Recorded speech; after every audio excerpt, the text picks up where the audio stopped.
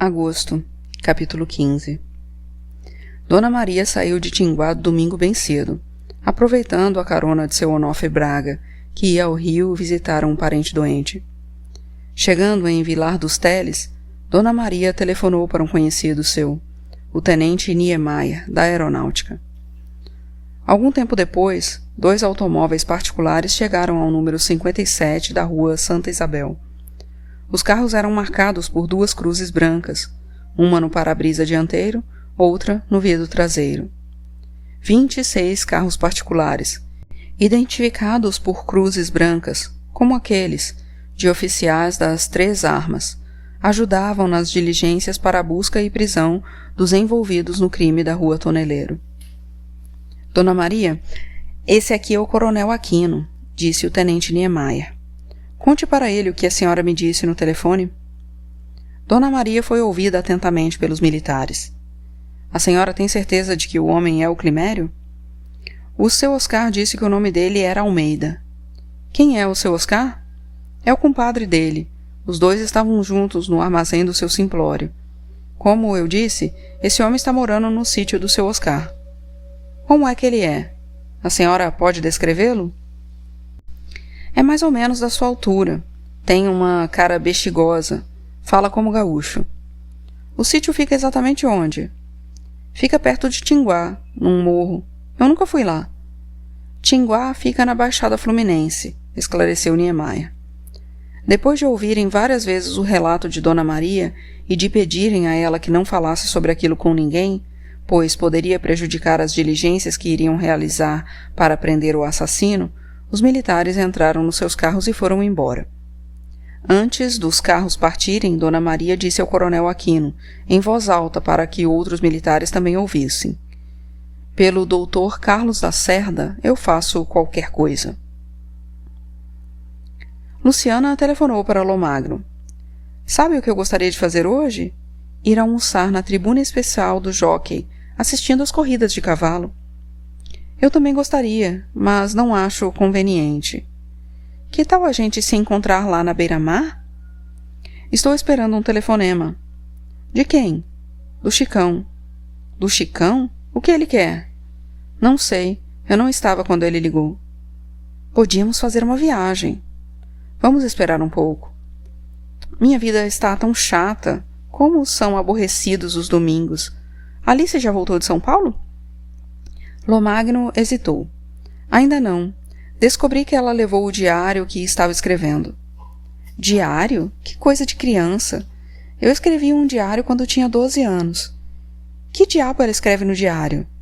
Os ataques de loucura? Ela não tem ataques de loucura. Agora está defendendo sua mulherzinha? Não é nada disso. Não gosto que você fale mal dela. Você sabe disso. O que é que ela está escrevendo no diáriozinho dela, hein? Não sei. Nunca li. Nunca teve curiosidade? Não. Com medo de descobrir que ela tem um amante? Toda mulher tem um amante, você sabia? E falam a verdade para o seu diário. Querido diário, estou apaixonada. Meu marido é um chato burro e eu encontrei esse rapaz delicado que me dá rosas vermelhas. As sonsas como Alice são as piores. E você, tem um diário? Ainda não. Por enquanto só tenho o amante, que não me dá rosas vermelhas. O que há com você? Os domingos são tão chatos. Esse ainda está no princípio. Você está nervosa, calma. Você não está esperando nenhum telefonema do Chicão. Isso é desculpa para não me ver. Estou achando você diferente. Que bobagem. Não tente me enganar. Eu não sou Alice, estou avisando. Minha loucura não é mansa. Você bebeu? Uma taça de champanhe não embriaga ninguém. De manhã cedo? São 11 horas. Vamos nos encontrar na beira-mar, meu amor. Por favor, eu suplico. Teria ela largado a taça de champanhe e juntado as 2 mãos num gesto de prece, como fazia depois de foder? Lomagno limpou o suor da testa. Tenho que telefonar para o Chicão. Não é ele que vai ligar para você? Sim, mas se o Chicão não ligar, eu tenho que procurar saber o que ele quer. Você disse que não sabia onde o Chicão estava. Disse que havia mandado ele sumir. Como é que você vai ligar para ele? Pedro Lomagno, eu não fiz o que fiz para você depois me fazer de boba. A Árpia ninfomaníaca. Por causa dela, 2 pessoas tinham sido mortas. Como é que as coisas haviam chegado naquele ponto? Você ouviu o que eu disse? Ouvi, Luciana. Então vamos nos encontrar na beira-mar agora. O Chicão que vá para o inferno. Impossível, querida. Seja razoável. Luciana mudou de voz. Agora, sarcástica e amarga. Alguma vez esse negro serviu de mulher para você? Ou você de mulher para ele? Não diz besteira. O Paulo fazia isso. Por que você não? Seu marido era diferente de mim. Você é um gilete igual a ele. Lomagno cortou a ligação. Perplexo, atordoado. Lomagno analisou o que estava sentindo. 1 mês antes, ele era dominado por um permanente e insopitável desejo de estar junto daquela mulher, de comer e beber com ela, de ir para a cama com ela.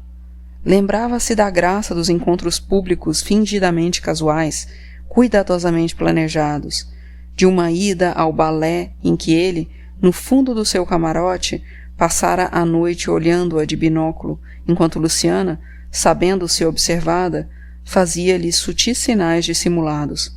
Passava a língua nos lábios, ou mordia-os, ou acariciava disfarçadamente os próprios seios, quase desnudados pelo decotado vestido de noite. Subitamente, inesperadamente, ele se cansara dela, como se cansava de tudo. Era verdade, mas nunca daquela maneira. Ele não conseguia entender o que causara aquele repentino e tão forte sentimento de aversão. A morte de Paulo, que ela planejara? Ele desprezava Paulo.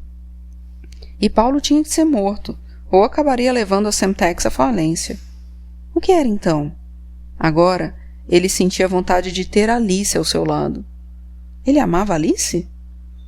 Talvez ele não estivesse fazendo as perguntas certas.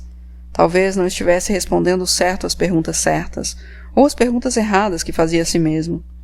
Talvez não existisse uma pergunta a fazer, nem existisse uma resposta ao ofuscamento, à perturbação que sentia naquele momento. Como sempre, Matos acordou antes de Alice, que dormira com ele na cama nova. Mas não haviam dormido bem. Ambos ficaram imóveis no escuro, de olhos fechados.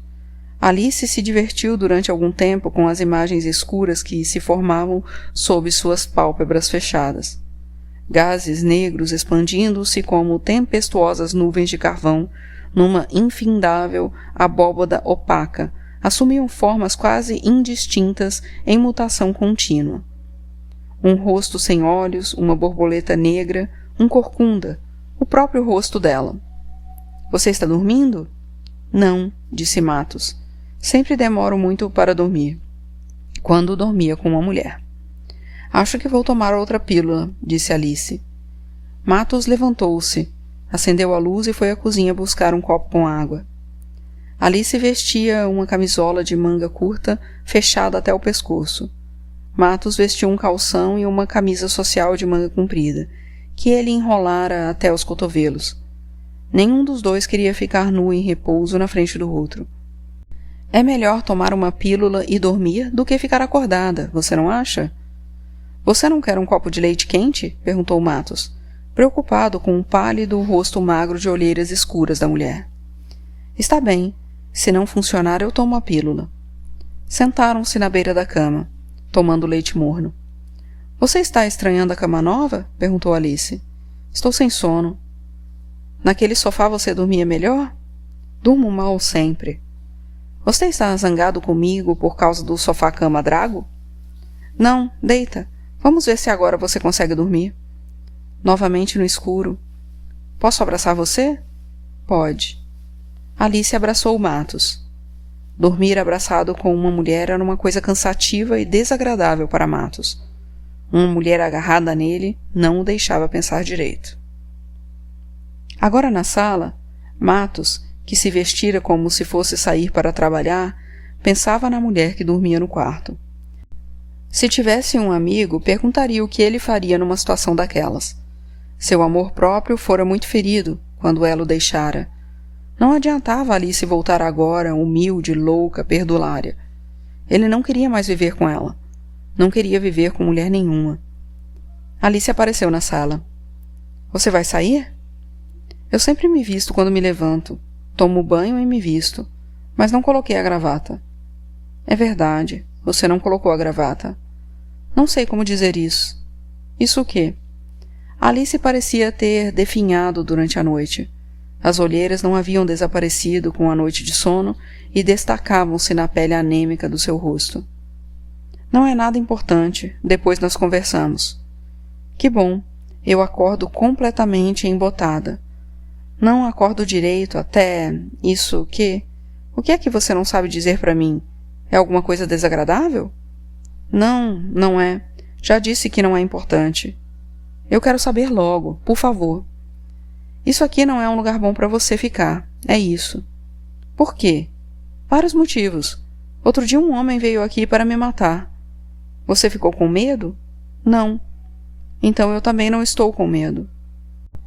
Este lugar não é confortável. Ele é muito pequeno. Você está me mandando embora? Não, não é isso. Você podia alugar um apartamento para você, um lugar maior, mais confortável. Isso não seria problema para você. Você vai morar comigo? Depois a gente vê.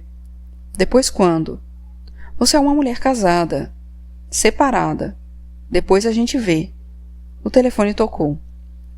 Dr. Matos, aqui é o Leonídio, do Instituto Médico Legal. Hoje é domingo, mas achei que o senhor talvez quisesse vir aqui assim mesmo. Apareceu um cadáver com características do sujeito que o senhor estava procurando. Já vou para aí. Aonde você vai? Perguntou Alice. Uma diligência. Aonde? Rua dos Inválidos. Rua dos Inválidos? Fazer o que na Rua dos Inválidos? O que é que tem na Rua dos Inválidos? Uma repartição pública. Você vai demorar? Não sei. Pensa naquilo que eu te disse. Não demora não. Vou esperar você chegar para irmos almoçar juntos. Ou você quer que eu faça almoço para você? Posso sair para comprar o que for preciso. Você gosta de carne, não gosta? Não me espera, por favor. Eu raramente almoço. Ando ruim do estômago. Vou esperar sim. Leonídio levantou o lençol azul desbotado, mostrando o cadáver sobre a mesa de metal. Com o altear do lençol, o cheiro do corpo se expandiu pela sala. É esse? É. O nome é Ibrahim Assad. Onde foi achado? Na floresta da Tijuca. Foi morto com um tiro na nuca. Quando? Que dia é hoje mesmo? Dia 15. Dia 11 ou 12. Que marcas são essas, na boca e no rosto? Formiga. Ele estava sendo comido por formigas. Não havia muita diferença entre os vários odores mefíticos que podiam exalar de um homem morto e um rato morto. Havia cadáveres, de animais e de homens, que cheiravam a queijo estragado, outros a brócolis podre, outros a carne de porco rançosa, outros a feijão deteriorado, etc. Esse repugnante catálogo dos fedores da putrefação, recolhidos pelo nariz sensível de Matos, era acrescido de novos cotejos à medida que encontrava mais cadáveres pestilentos em seu trabalho. O comissário seguiu pela rua Riachuelo em direção à Lapa, sentindo no ar o cheiro de repolho podre do cadáver de Ibrahim Assad. Atravessou os arcos, passou pela porta do cinema colonial e continuou caminhando pela rua Joaquim Silva até chegar à rua Conde Lage. A rua das etairas elegantes da sua infância. Ele ia vê-las à noite, quando matava a aula no primeiro ano ginasial do colégio noturno. As mulheres moviam-se suntuosas sob as luzes dos candelabros em seus vestidos longos, elegantes de cetim, rostos de alvura irreal, bocas vermelhas e olhos brilhantes, distribuindo sorrisos para os clientes.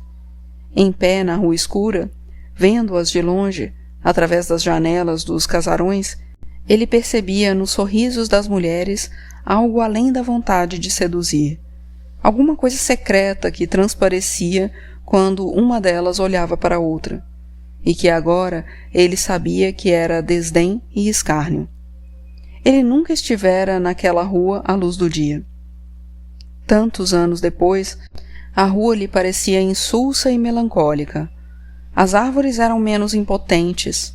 As grandes pensões, assim eram eufemisticamente chamadas, haviam se transformado em cabeças de porco de fachadas arruinadas, janelas e portões quebrados.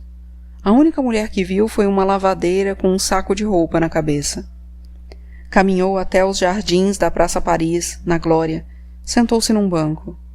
Um garoto olhava a copa de uma amendoeira procurando frutos. Aquela espécie de amendoeira costumava dar um fruto amargo, que só mesmo um menino miserável conseguia comer. Ele mesmo, quando da idade daquele garoto, ia para a praça arrancar a pedradas para comer os frutos mais maduros daquelas árvores, de coloração amarelo escura com manchas avermelhadas. Nessa época do ano não tem amêndoa, gritou Matos para o menino. Não adianta procurar. Em nenhuma árvore? Em nenhuma. Já que tinha as pedras na mão, o menino atirou-as na árvore e foi embora. Matos foi pela praia do Flamengo até a rua Machado de Assis, onde chegou ao Largo do Machado e daí à sua casa na rua Marquês de Abrantes. Ali se ouvia elixir de amor. Não quer ouvir uma furtiva lágrima? Não, por favor, não. Quer que eu desligue a vitrola? Sim, por favor. Você está triste? O que houve na Rua dos Inválidos? Não foi na Rua dos Inválidos. Eu telefonei para o Pedro, disse que estava aqui. E o que foi que ele disse? Para eu voltar para casa. Eu disse que não voltava.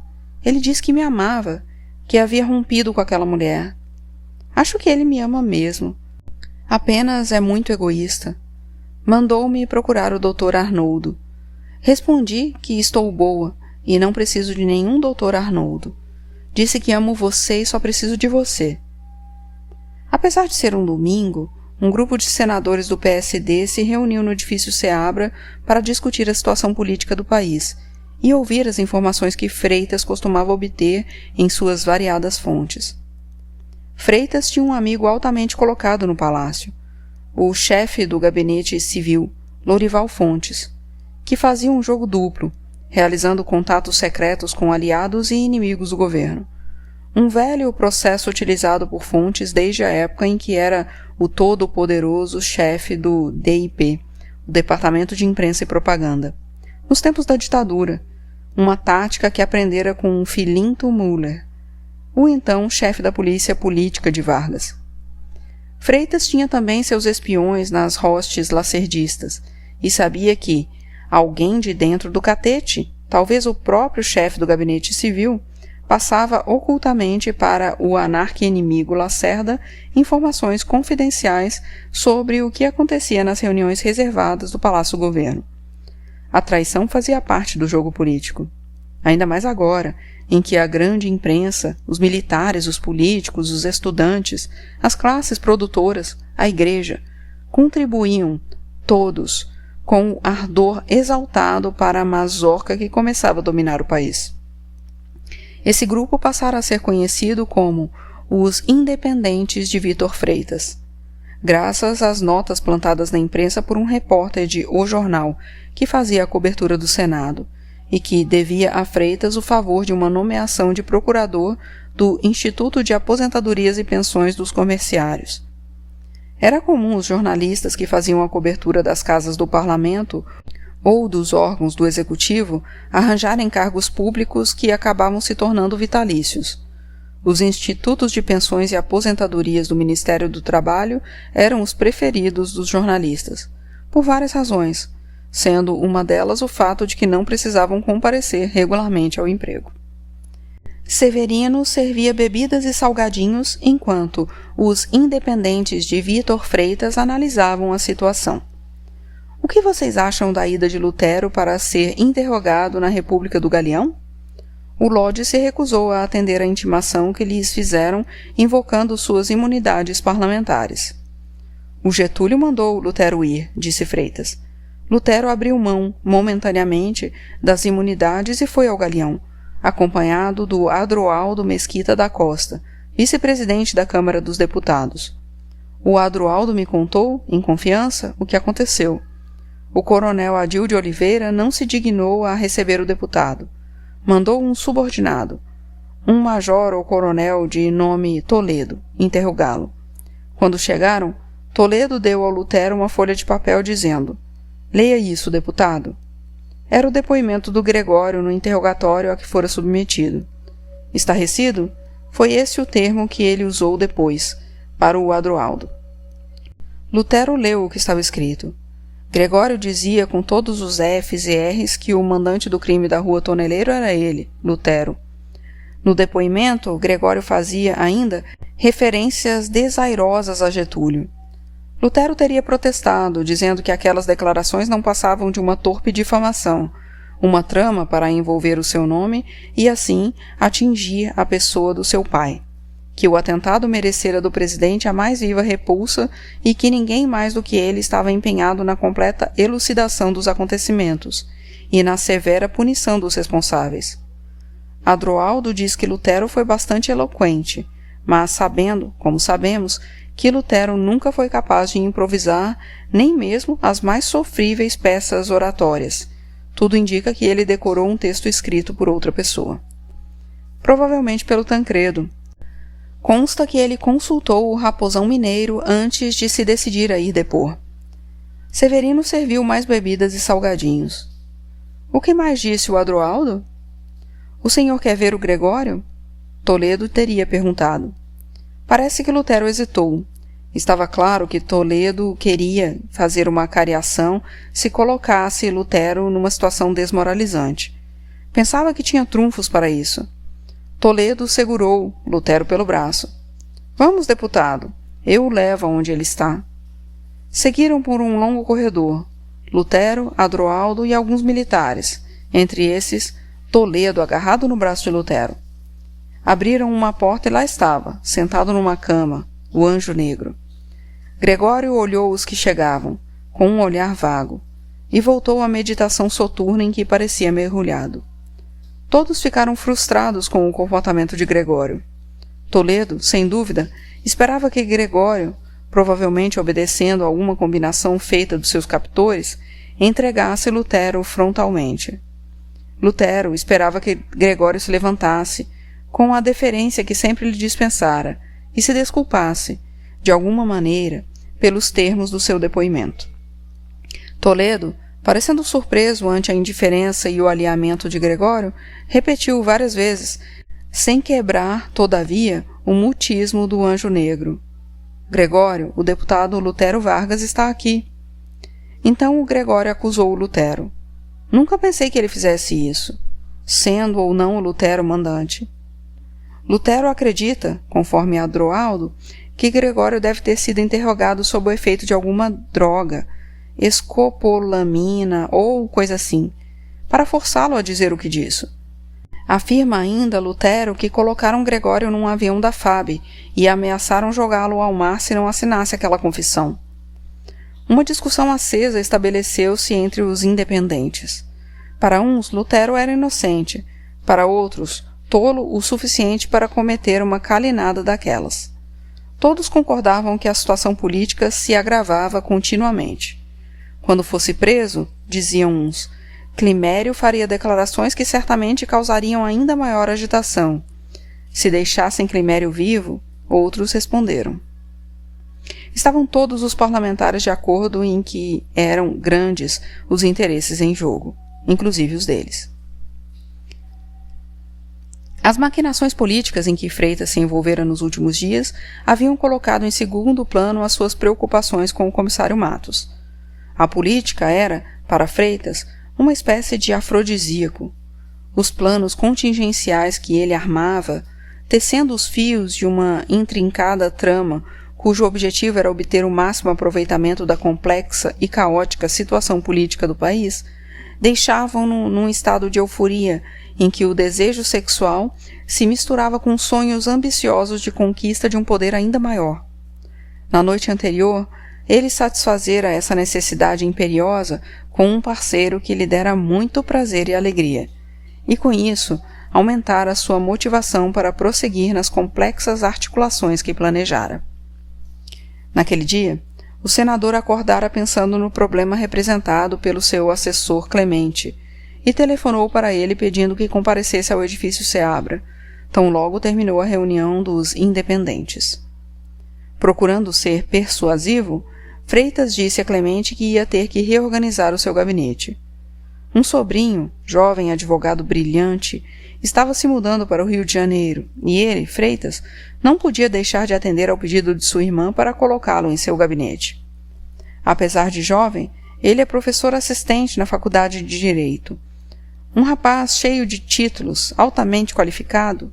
Não posso deixar de dar a ele a chefia da minha assessoria. Clemente ouvia em silêncio, seu rosto inescrutável.